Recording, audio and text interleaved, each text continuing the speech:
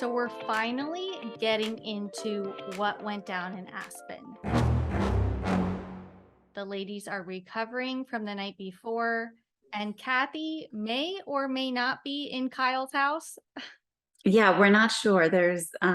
She hasn't left the room, but then we kind of find out later that maybe she wasn't there after all. Exactly. So Rinna basically wakes up after the night at the Caribou Club and says she's in a fog. My head is definitely in a fog after what happened last night. It's way worse than a hangover. It's worse than a hangover. She cannot deal with what went down last night. I mean, she's literally taking hits of oxygen. Oh my God. Okay. It's like Sheena with the inhaler. So Rinna explains that We were at the club and Kathy was having an absolute meltdown. I've never seen anything like this in my life. And then we also get the other women weighing in on this and saying that they also saw this meltdown. Kathy's not on the plane with us today because she had a breakdown. So this is starting to get interesting because at first we were kind of hearing only, oh, if this is only coming from Rinna's the only person who witnessed this behavior, then, is it truthful? Sutton also saying that Kathy was mad at the club. because she wanted everybody to do the Conga line. She kept asking everybody to do the conga line. And I don't think anybody wanted to do it. And nobody wanted to do it. I mean, that would be disappointing. Join the damn conga line! But at this point, I think it's just a build. It was probably just a buildup of stuff. Like Kathy was feeling not supported in the group. They didn't want to try her tequila. Can I try a little shot of that 818 tequila? I want to see what that tastes like. They didn't want to give her, her moment. They gave her the bunk beds. She literally chooses this over her room. So I was like, well, you're not.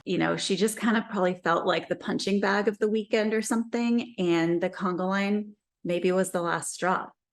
Or was it the toe that broke the camel's back? If I was the toe that broke the camel's back, I apologize.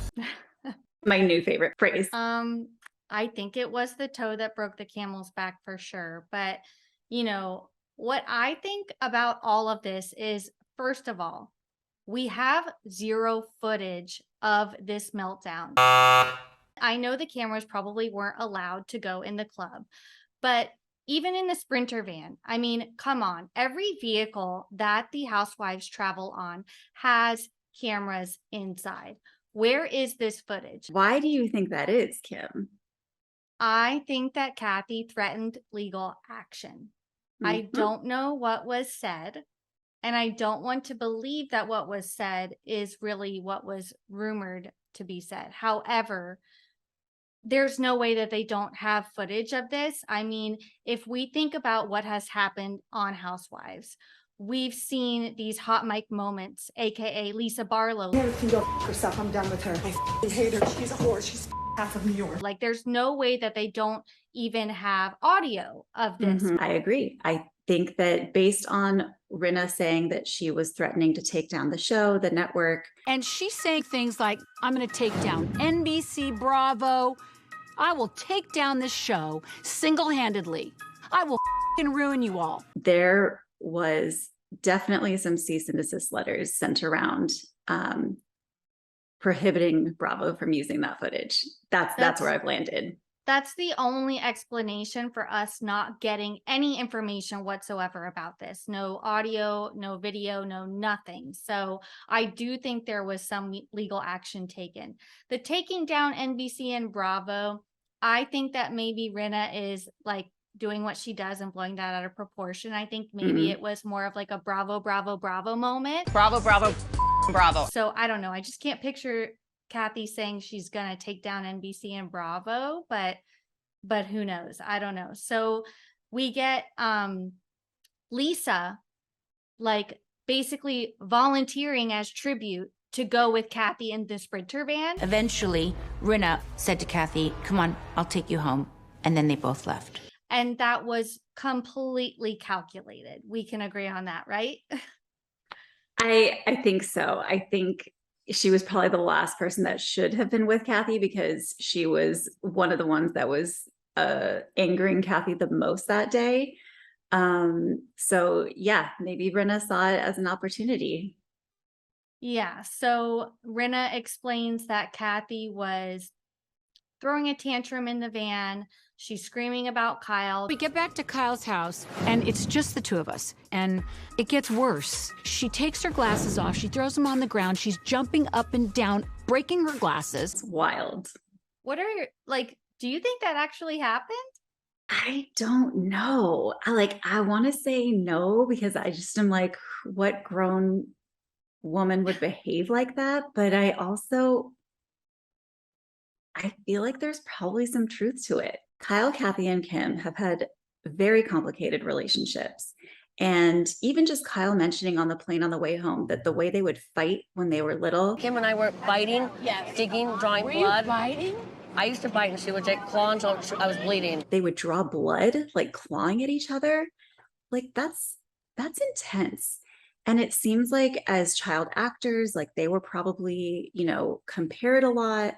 There was probably a lot of praise being doled out by their mom to maybe, whoever was getting the most jobs, booking the most gigs. And that probably bred a lot of resentment that they have carried into their adult lives. Kathy is carrying stuff.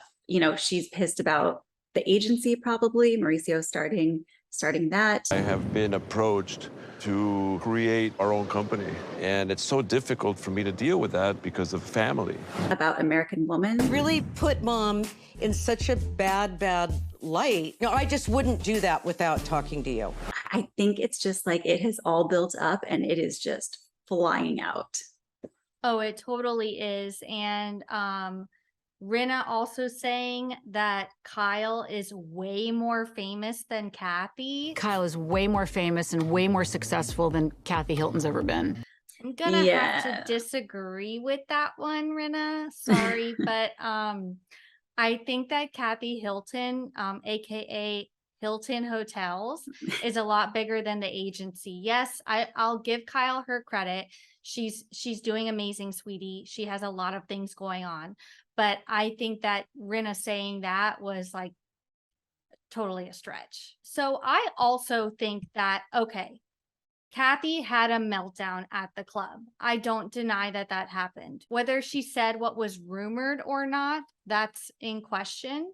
And I am open to debate on that. However, like housewives have meltdowns. Has Rinna seen herself on past seasons of Housewives? Even on this season. And especially with the Richard sisters, like her blowout in Amsterdam with Kim. No, you understand that? Never go after my bitch. Like throwing the glass in the restaurant. Don't you ever talk about my husband. I mean, and she's saying, oh, I have PTSD. I will never forget what Kathy did. Like, come on, Rinna, you of all people should not be talking about this like that. Let's also talk about this really quickly. You don't think anyone was filming at the club on their cell phones, if they're seeing this go down? I bet you she had those Hilton hotel lawyers all over the entire town of Aspen, because there's just no way in this day and age that something wasn't leaked. I know. And that's my thoughts exactly. But on Rinna's side. So Rinna has posted on Instagram that she has this folder of Aspen receipts. I want to know what the hell is in that folder. I can't imagine there's any papers, but I can totally imagine Rinna, filming something on her cell phone or recording an audio clip on her phone, because that's the snake that she is. I have a feeling that if Rinna really wanted to take Kathy down, she probably has something that could do it. Interesting. Well, hopefully we'll find out at the reunion. I hope so too. So we get this moment with Dorit and Erica at the chocolate store where Erica found out what Garcelle actually said about the earrings on the reel. Yeah, it was devastating. Even if she's not guilty of knowing everything that Tom was doing, but this is a way of saying, I have compassion for you. Getting rid of those diamond earrings, is not going to hurt her. At the luxury chocolate experience store. Chocolate is a luxury. Because chocolate's a luxury. And it's a luxury. It's a luxury. And you know what? Like, I am 99% of the time on Garcelle's side, but I do feel like this time, I think that was kind of a bitch move. To not give her a heads up to go about this Aspen trip, you know, spend a couple days together and like not bring it up at all. However, I do think that what Garcelle said on the reel is what she did or would have said to her face. I would have given the earrings if it's going to help somebody in pain. You're right. It is the same thing. So like, it's not exactly like what she said, but it's more like, hey, we talked about this on my show and I just want you to know that. And then Erica says this like dramatic over the top quote. Sometimes those ones that are really, you know, like doing the best are hiding the most. Is this about Kathy? I think it's about Kathy. It's about Kathy. Going on to Crystal's birthday party, their Roaring 20s theme, which honestly, I think Crystal throws a great party, but I was expecting a little more from her than a 20s party. We've just seen so many of them. And I loved a couple of the moments with the women getting ready. First of all, like, shout out to Phoenix because I'm obsessed with her. I'm not taking a soda on the night. I know, but how am I going to stay up? Get her coffee or something. She just like wins me over every time she's on the screen. Yeah, she's a star. And then Sheree had this like awesome moment that we haven't really seen much of her. She didn't really, you know, stick out in Aspen, but then she like opens Garcelle's card to Crystal and signs it. This is so out of line. Happy birthday. Where's the pen? I need a pen. And I loved it because it was like, oh, they're actually friends. You know, like you don't do that unless you're like really someone's friend. So I actually kind of liked seeing that. I loved that too. So we get the ladies arriving at Crystal's, and what do you think about everybody's looks? I could do without the Monopoly Man. Lady Liberty was shining bright. They're doing their introductions and everything. And then in walks in Kathy. Like, I was kind of stunned.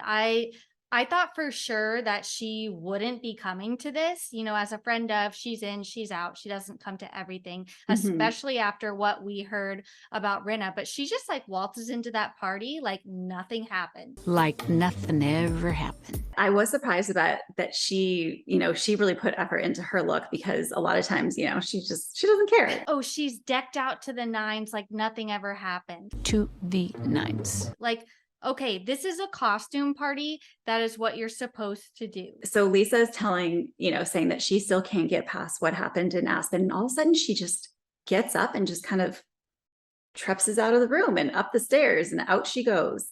And Crystal goes after her. And, you know, they have this moment in the foyer and she's like, I need to go home. Okay. I'm still really upset after what happened in Aspen. Crystal doesn't know the full extent. So she's like, wow, was it really that bad? And Lisa, I mean, just puts it on. And we see that soap opera actress that just lives so deep within inside of her. Are you serious? And then she also says like that Kathy not only said something about Kyle, but said something about all of the other women. And if these women knew exactly what Kathy said about them, they wouldn't be real happy about it, I'll tell you that. What would Kathy even possibly have to say about all of the other women? Like that they didn't want to do the conga line with her? Please join our conga line, please. I'm just trying to figure out. How dare they? What would like encourage her to say that, especially about all of the other women? Like, I get Kyle, they have history, they've had issues, but the other women, I'm not buying it. I don't know. When you're mad, things start coming to the surface that you don't even know are there. So what are your thoughts on when Erica brought up the real conversation to Garcelle. I thought it was kind of a non-event. It's okay. It just... No, it's not okay because it obviously hurt your feelings. But Well- I'm saying, I get that, and I'm sorry. Thank you. It's totally cool. It was kind of shocking, and I kind of appreciated it because Erica was so calm about it that it was almost eerie. And I was like, you're saying it's all good, but I don't know. Like, is this something that's going to fester more and more? It kind of seems like after Aspen, Erica is kind of deflated and maybe like has nothing left in her, and is also, like Rinna, kind of turning her attention towards the Kathy meltdown and what went down with Kathy. After Rinna's outburst calling Kathy the devil. I have seen the devil, and her name is Kathy Hilton. Her name is Kathy Hilton. I mean, we kind of get the line from the trailer that we've been anticipating. But if we're going to talk about Erica's behavior, are we going to talk about everybody in this group? So she has her sights set on Miss Kathy Hilton. And then I found this kind of shocking. So Erica said, bottom line, Kathy Hilton did what she did in that nightclub, and we all saw it. Kathy Hilton did what she did in that nightclub, okay? Period, end of story. We all saw it. All Kathy has to do is admit it and apologize and move on. Well, right, because I mean, that was the original rumor, right? That she had an altercation with a DJ or someone in the club, and there was a slur of some sort that was said by Kathy. Like, that was the original rumor. I know, but then why would it blow up to be about between her and Kyle? I think she was just raging. I don't doubt that Kathy lost her shit at the club and in the Sprinter van. What led her to do that? I don't know. And honestly, I think the answers that we were asking for last episode, I'm not sure we're going to get. I don't think that we are going to get the answers. I don't think we're going to see the footage. I think we're going to have to wait for Lisa Rinna's Aspen receipts at the reunion. I think we're going to have to wait until the statute of limitations runs out on whatever legal action Kathy threatened against the network. I know, but just a side note, I feel like somebody unrelated to this from Caribou Club who was a victim of this or whatever, would have come out by now. Wouldn't somebody at that club have witnessed this? Or was the entire occupancy of that club required to sign an NDA and never able to talk about this? I mean, I don't know. I wouldn't be surprised if there was an exchange of money involved with whoever was on the receiving end of whatever Kathy said. So after this episode, you continue to be on Team Rinna. I wouldn't say that I'm Team Rinna, but I would say that I am believing that there's more truth to Rinna's side than there is to Kathy's side.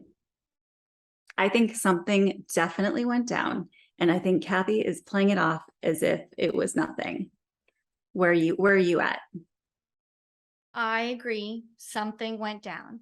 Kathy raged. Kathy had a housewife moment like many other housewives had. Do I believe that it was as big as Rinna is making it out to be? No, because her track record to me is not good. So I am continuing to stay on Team Kathy. And all right. We're gonna see what plays out. We'll see if we fall on the right side of history with this one.